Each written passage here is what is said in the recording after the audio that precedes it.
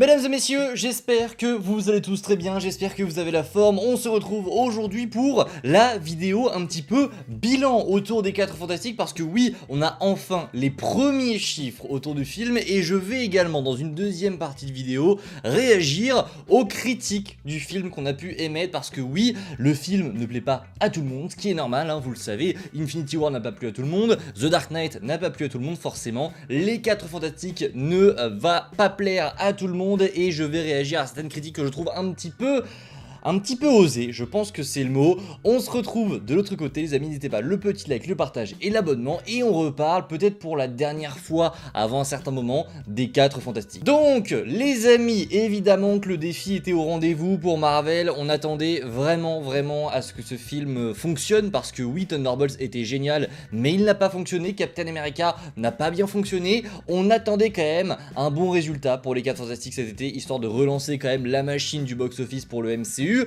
Et donc, que s'est-il passé ce week-end? Parce que oui, on a les chiffres, je vais vous les dévoiler. Tout d'abord, en France, le film a enregistré près de 150 000 entrées pour son premier jour. Il s'agit, vous le voyez en dessous, du meilleur démarrage pour un film Marvel en France depuis Deadpool et Wolverine qui avait fait lui par contre 265 000 entrées, ce qui est assez énorme. On est encore loin de la hype Deadpool et Wolverine, mais c'est un bon démarrage quand même. Pour un film Marvel, c'est mieux que Thunderbolts, c'est mieux que Captain America Brave New World, c'est également mieux que Superman qui avait lui fait 83 000 entrées lors de son premier jour. Alors Superman, faut savoir qu'il marche bien à l'international, mais en France, je sais pas, le film n'a pas forcément bien fonctionné, mais Superman, son premier jour, c'était 83 000 entrées et le film avait eu des avant-premières un petit peu partout le mardi, ce qui en gros portait le total à 133 000 entrées avec les avant-premières, donc même avec les avant-premières, on était quand même en dessous des 4 Fantastiques. Donc en France, c'est un départ plutôt sympathique, un départ solide, j'ai envie de dire, pour le film, mais à l'international, parce que c'est ça qui nous intéresse. À l'international, les amis, le film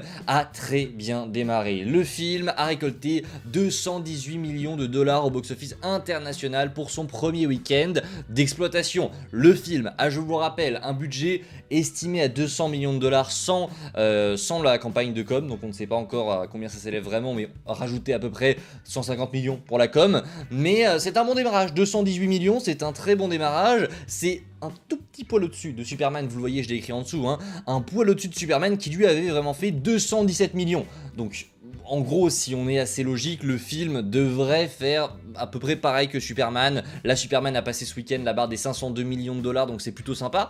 Et il devrait s'arrêter autour des 600-700 millions. Il n'ira pas faire le milliard, ça je pense que c'est une évidence, sauf si vraiment les gens se décident à aller voir le film là dans les semaines qui arrivent. Mais je pense pas, je pense qu'il fera 600-700 millions de dollars, ce qui est plutôt pas mal, hein. C'est un bon résultat pour Marvel, c'est pas parce qu'on n'atteint pas le milliard que c'est forcément mauvais. Il sera rentable, c'est une évidence. Maintenant, oui, hein, je pense que tu sors ce film 2-3 ans avant, enfin plutôt ouais, dans la période d'Endgame, on va dire que, imaginons que ce film sort entre Infinity War et Endgame, il tape le milliard mais tellement facilement, là la situation de super-héros fatigue, même si j'aime pas utiliser ce mot, fait que oui, les gens vont moins au cinéma globalement, que pas que pour les super-héros, mais les gens y vont moins, donc le film fera moins en cette période-là, c'est tout à fait normal. Mais voilà, retenez que c'est quand même un bon départ pour les 4 Fantastiques, c'est quand même très bien, et je suis content parce que le film le mérite, et ça tombe bien, on va parler des avis de certains, parce que oui, vous êtes tout à fait en droit hein, d'aimer ou de ne pas aimer le film. Globalement, je trouve que le film est quand même bien apprécié, on est sur un projet qui a quand même conquis pas mal de personnes. Moi je vous l'ai dit, hein, il fait partie de mon top 5 MCU all time, voilà, il y a Loki dedans, je dirais que ouais, c'est Loki. En quatrième, je mets les 4 Fantastiques. En troisième, Endgame. Deuxième, Captain America 2. Premier, Infinity War. Mon top 10, d'ailleurs, je l'ai dévoilé sur Twitter, donc n'hésitez pas à aller le voir. Mais oui, j'ai adoré ce film et je pense que beaucoup ont aimé aussi au vu du retour critique. Il y a vraiment beaucoup d'avis positifs, mais il y a quand même des avis négatifs qu'on doit respecter. Hein. Évidemment, c'est très important de respecter les avis des autres, mais il y a quand même des arguments où je comprends pas forcément. Déjà, j'ai entendu que Reed Richards était un personnage un petit peu débile, en tout cas qui n'était pas au niveau de ce qu'il était dans les comics. Alors, je suis d'accord que Reed n'est pas qu'il ne démontre pas son intelligence assez, selon moi. Oui, il est intelligent, c'est un personnage qui est censé être bien plus intelligent que tout le monde dans le MCU, c'est une évidence, mais c'est vrai que le film ne le met pas forcément tout le temps en avant, mais de là à dire que c'est l'un des personnages les plus bêtes du MCU, on va se calmer. on va se calmer. Le film, je trouve, est assez spécial dans sa forme. Je trouve que le film ne permet pas vraiment à ce que les personnages soient en conditions classiques comme dans les comics. Le film est assez, je trouve, il a un scénario catastrophe, ça c'est une évidence. On est sur vraiment un film catastrophe et donc les personnages réagissent beaucoup en fonction de leurs émotions, ce qui cache quand même pas mal leur intelligence, leurs émotions classiques, leurs traits de caractère qu'ils auraient en situation normale. Je trouve que voilà, on voit pas forcément beaucoup des 4 Fantastiques classiques dans leur vie de tous les jours. On les voit un petit peu au début, mais justement, Reed Richards, on le voit pas forcément aider la ville, on le voit pas construire des choses absolument dingues pour la ville. La seule fois où on le voit vraiment réfléchir pour essayer de faire des choses, c'est quand il doit téléporter la planète. Et en vrai, ça me va. Faut pas oublier, et ça je trouve que c'est une critique qui revient assez souvent et qui me déçoit un petit peu de certains, faut pas oublier que on a eu un seul film. Beaucoup comparent ces films-là aux anciens films du MCU avec Iron Man, avec Captain America, et donc on nous dit que le développement de ces personnages, c'est un peu léger pour le moment. Oui, alors je trouve que la comparaison déjà n'a pas lieu d'être avec Iron Man, Captain America, tout simplement parce que c'est un film d'équipe, donc forcément tes personnages ne seront pas développés comme Tony est développé dans Iron Man 1, le scénario n'est pas le même donc ça n'a aucun rapport, mais j'ai aussi l'impression qu'il y a une espèce de nostalgie qui met en gloire ce que le MCU a fait avant Endgame et donc certains ont un avis un petit peu trop biaisé. J'entends de partout qu'aujourd'hui, nous les fans du MCU qui avons aimé Thunderbolts et les 4 Fantastiques, on a un avis biaisé. On a la critique un peu facile parce que, bah voilà, on a été habitué à ce que Marvel fasse un petit peu de la merde depuis Endgame et donc dès qu'on a un bon film, ça y est, c'est incroyable, c'est extraordinaire, on ne sait pas doser. Je suis d'accord que peut-être on est content d'avoir du MCU classique, enfin du bon MCU qu'on n'avait pas vu depuis longtemps, mais on n'est pas non plus des trisomiques. Enfin j'ai envie de vous dire, certains, vous nous prenez vraiment pour des jambons. Et je trouve aussi que certains mettent beaucoup trop en lumière ce que Marvel a fait avant Endgame. Alors oui, c'était très bien. La construction du MCU est génialissime de Iron Man à Endgame. C'était absolument génial. Mais arrêtez de comparer les 4 Fantastiques à une saga entière. Il y en a qui nous disent que ça vaut pas un Iron Man, ça vaut pas un Captain America, en prenant leur développement complet dans le MCU.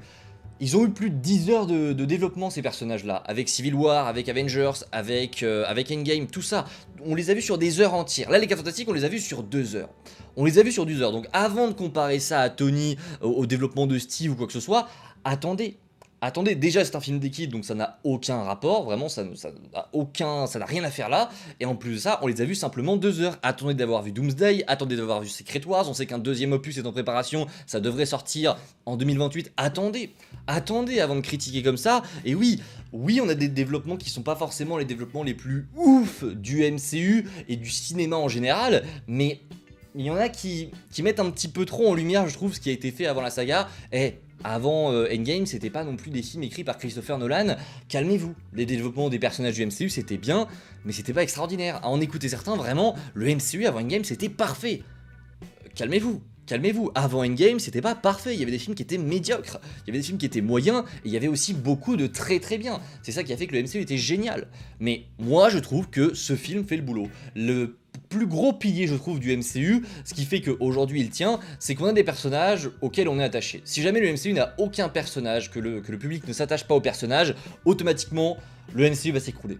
Le MCU a bien marché avec Endgame et tout ce qui s'est fait avant parce que justement on était attaché à Tony, à Steve, à Natasha, tout ça, on était attaché à ces personnages. Je trouve que justement les 4 Fantastiques sur 2 heures, il arrive à faire ce que le MCU faisait il y a quelques temps. On arrive à être attaché à ces personnages. Aujourd'hui s'il arrive quelque chose à Johnny justement dans le film ou dans Doomsday ou dans Secret Wars, je pense que certains ne vont pas s'en remettre. Alors ne vont pas s'en remettre, j'abuse peut-être un petit peu mais ça vous fera quelque chose. Parce que oui je trouve que la mission de Marvel a été pleinement réussie, pleinement remplie.